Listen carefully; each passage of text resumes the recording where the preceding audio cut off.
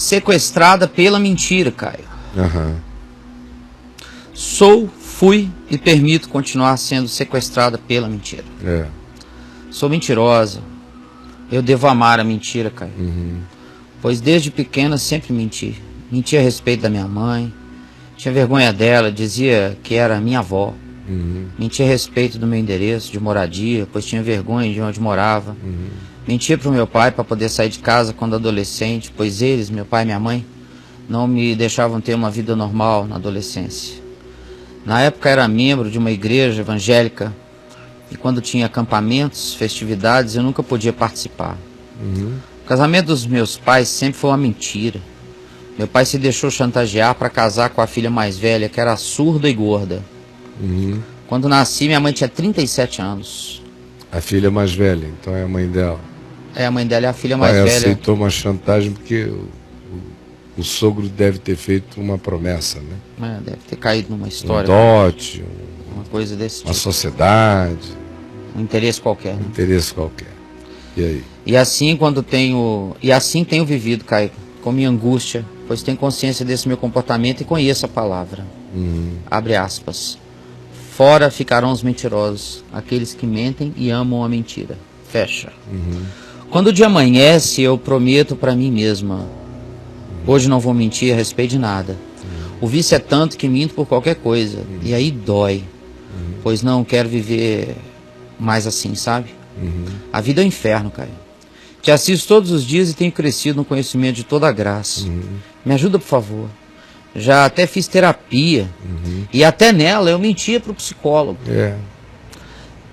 Sei que invento uma outra realidade por não aceitar a minha. Como fazer para ficar livre dessa lepra, Caio? Me ajude. Primeiro ela tem que aceitar a realidade, né? Enquanto ela não aceitar a realidade dela, ela vai mentir. A mentira é a doença ou é a perversão do indivíduo que não aceita a realidade. É a mentira. Então ela concluiu com a cura dela. O que eu faço para aceitar a realidade? Ela já sabe a saída. Para ficar curado da mentira, tem que aceitar a realidade.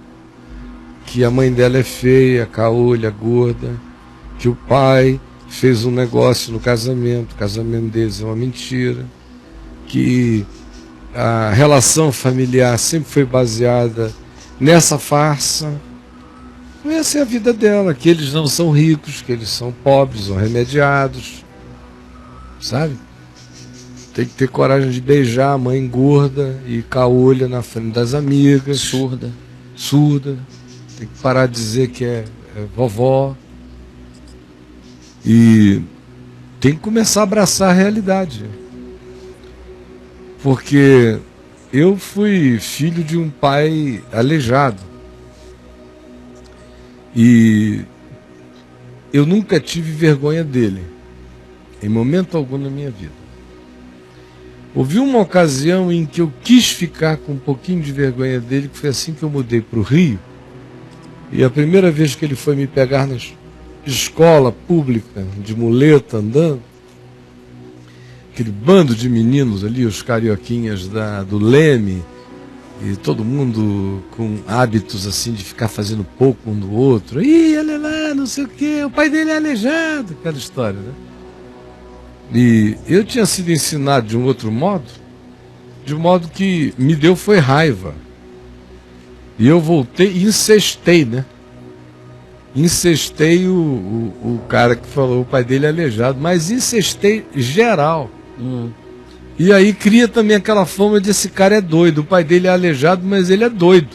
Então, eu nunca mais fui molestado, mas eu senti que aquilo tinha um poder de entrar no meu coração se eu não tivesse sido ensinado a reagir.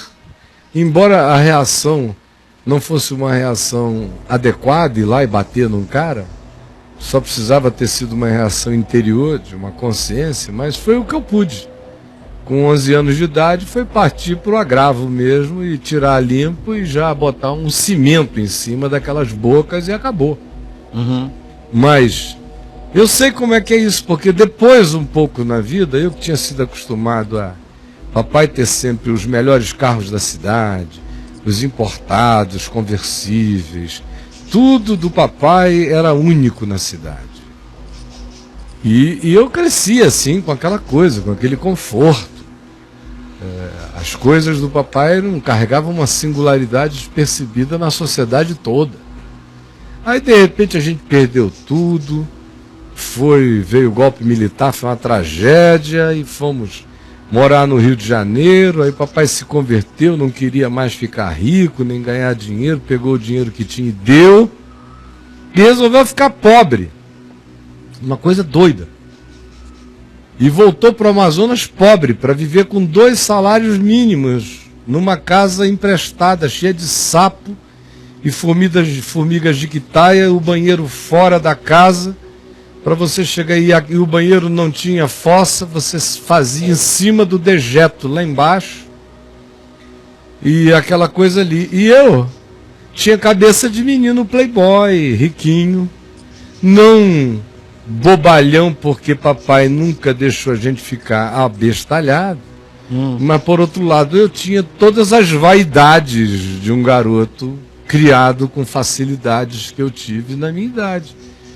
Então, meu amigo, eu nunca levei nenhum amigo naquela casa onde a gente estava morando. Eu mentia.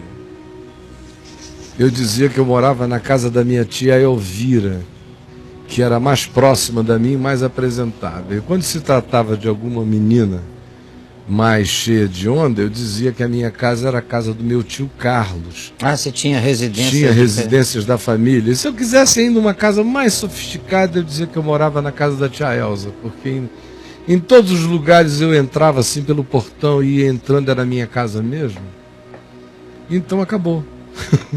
E fiquei mentindo. Até que chegou um dia, meu amigo, que eu continuei mentindo. Aí papai terminou uma casa que ele não terminou, ele fez com as próprias mãos, mas a casa ficou inacabada, sem portas, sem janela, sem nada. A casa era uma vergonha. Era uma casa muito engraçada, não tinha janela. Era a casa do Vinícius de Moraes, cara? Não tinha nada. Só uns panos assim na casa. Isso. E ficou assim uns 4 anos. O vento batia de ponta a ponta da casa, a casa era devassada. E eu tinha uma vergonha, eu só levava amigos drogados lá. É, cara? É, mulher não. Eu achava que era uma E viagem amigos dele. refinados também não, mas os malucos eu levava. E senti uma vergonha danada. E você vai se acostumando a contar uma história para cada um. Sim. Então, o que eu estou contando essa historinha minha aqui, só para dizer que no caso dela foi um pouco diferente do meu, porque eu era um cara que tinha tido, que vivia a vaidade de ter tido e deixei de ter, e sofria do narcisismo dos que tinham tido. Era essa a minha emulação para aquelas mentiras. A dela é de quem não teve, gosta de coisas que nunca teve, acha bonito o que não tem, aprecia o que não possui.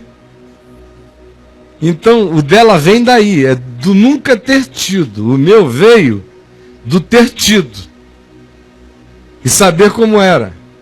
Ela é porque nunca teve, então o que ela sofre, ou no meu caso, era uma frustração narcisista que existia em mim. No caso dela, é um complexo de inferioridade pelo que ela tem e que ela reage a ele com esse narcisismo que fabrica mundos pela mentira. Mas é o narcisismo dela, é esse olhar de princesa encantada. Ela, junto com isso também, ela acha que a vida foi perversa com ela, que ela merecia ter nascido num lar de um pai mais funcional, de uma mãe que não fosse surda nem gorda, numa casa que tivesse mais o que apresentar. Ela sonha com outras pessoas, outras vidas, o que tem a ver também com uma inveja instalada nela profunda. Sim. Tem inveja, tem esse narcisismo fruto de um complexo de inferioridade social, tem todo esse complexo em relação ao julgamento estético dela da mãe, que combina-se também com a falta de admiração total que ela tem pelo vínculo dos dois, que é uma mentira. Então ela só ficou anos viciada em andar nesse caminho. Agora isso vicia como crack, heroína.